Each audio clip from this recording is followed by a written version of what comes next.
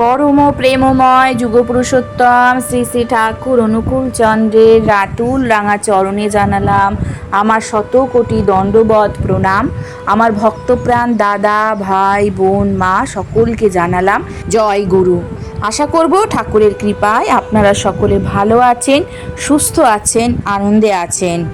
আজকে আলোচনার বিষয় হলো দীক্ষা নিলে সাধ্য বাড়িতে খেতে নেই কেন। একবার এক সাধু ঘুরতে ঘুরতে এক গ্রামে এসে পৌঁছান। সন্ধ্যাবেলা তিনি সেই গ্রামের এক মন্দিরে আশ্রয় নেন।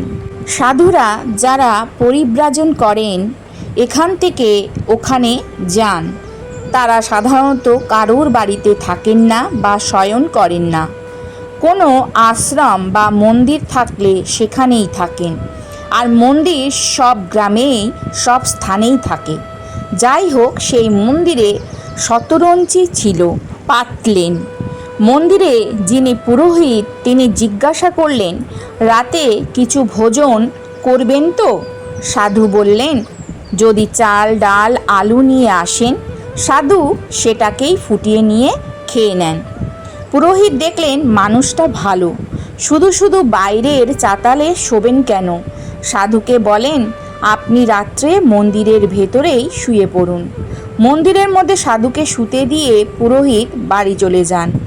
অনেক রাতে সাধুর ঘুম ভেঙে গেল, আর প্রদীপের সেই অল্প আলোয় তিনি দেখতে পেলেন মায়ের সারা অঙ্গে মহামূল্যবান সব অলংকার রয়েছে।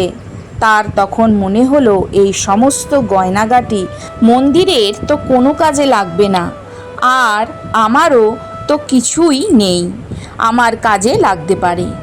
এই ভেবে সাধু আস্তে আস্তে মন্দিরের বিগ্রহ থেকে সমস্ত গয়নাগাটি খুলে নিজের ঝোলায় ঢুকিয়ে নিলেন। তারপর খুব দ্রুত কম্বল টম্বল গুটিয়ে রেখে হাঁটা দিলেন। প্রতিদিনের মতন সেদিনও ভোরবেলা যখন সূর্য উঠেছে, পুরোহিত মন্দিরে এসেছেন মন্দির পরিষ্কার করার জন্য।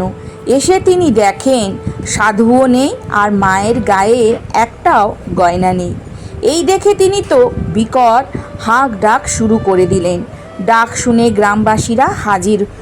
পুরো ঘটনা শুনে তারা এতই রেগে গেল যে হাতের কাছে যে যা পেল, লাঠি বাঁশ ইট পাটকেল তুলে নিয়ে ঠিক করলো, যেমন করে হোক সাধুকে খুঁজে বার করবই, মেরেই ফেলবো আজ তাকে। ওদিকে সাধুও গ্রামবাসীদের হাতে ধরা পড়ে যাবার ভয়ে ছুটতে ছুটতে যাচ্ছেন।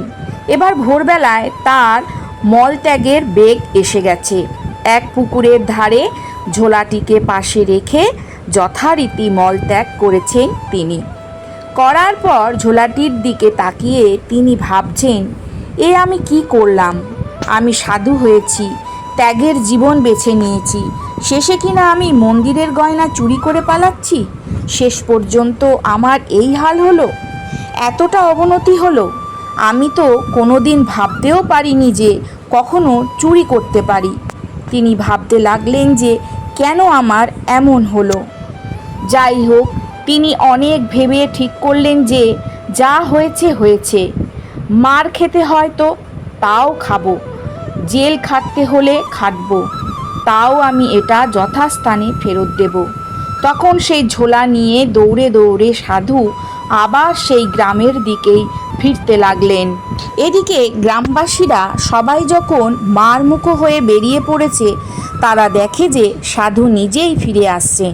সেই দেখে উপস্থিত বিজ্ঞজনেরা বলেন, ওকে মেরো না, ও যখন নিজেই ফিরে আসছে, আগে শোনো কি বলতে চায়। সাধু ফিরে এসে ঝোলাটা পুরোহিতের হাতে দিয়ে বলেন, আমাকে মারার আগে একটা কথা তুমি বলো যে তুমি কি শ্রাদ্ধের পুজো করো? তিনি বলেন, হ্যাঁ করি। সাধু জিজ্ঞাসা করলেন, তুমি কালকে আমাকে যে চাল ডাল আলু দিয়ে গেলে সেগুলো কি শ্রাদ্ধ থেকে পাওয়া? সে বলল, হ্যাঁ, শ্রাদ্ধ থেকেই ওগুলো পাওয়া। কবে মারা গেছে সে? সাধুর প্রশ্নে পুরোহিত বলেন, এই দিন চারেক আগেই সে মারা গেছে। সাধু আবার জিজ্ঞাসা করলেন, কেমন লোক ছিল সে? সাধু নিজেও বুঝলেন ব্যাপারটা, উপস্থিত সকলকেও বোঝালেন। সাধু শ্রাদ্ধের অন্ন খাবার পরে যখন মল ত্যাগ করলেন, শরীরের মধ্যে থেকে খাদ্যের দোষ ও প্রভাব অনেকটা কেটে গেল। শ্রাদ্ধের অন্নের প্রভাব খুবই শক্তিশালী হয়।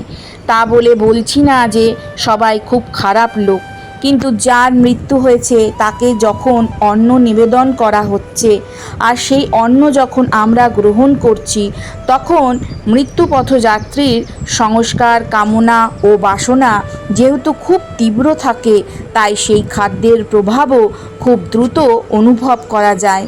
বিশেষ করে মৃত্যুর সময় এগুলোর তীব্রতা আরও বেশি থাকে।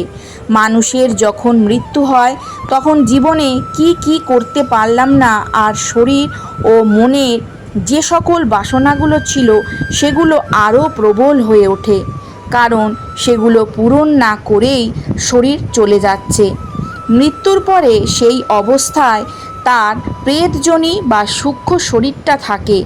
নিবেদন করা খাদ্যে তার প্রচণ্ড লোভ থাকলেও সে সেটা খেতে পারে না, কারণ তখন সে শরীরে নেই। কিন্তু খাদ্যের সাথে যে শুধু স্থূল যোগই থাকে তা নয়, মনেরও যোগ থাকে। যেমন ধরো, কোনো বাড়িতে গিয়ে অনেক ভালো মন্দ খাবার পরেও তুমি দেখলে তোমার ঠিক তৃপ্তি হচ্ছে না। তার কারণ সেই বাড়িতে যেভাবে উপার্জন করা হয় এবং রান্না করা হয় তা তামসিক, আর সেইভাবেই সেই খাবারকে দূষিত করছে বলেই সেই খাদ্য শরীরে প্রবেশ করে তোমার মনকে প্রভাবিত করছে।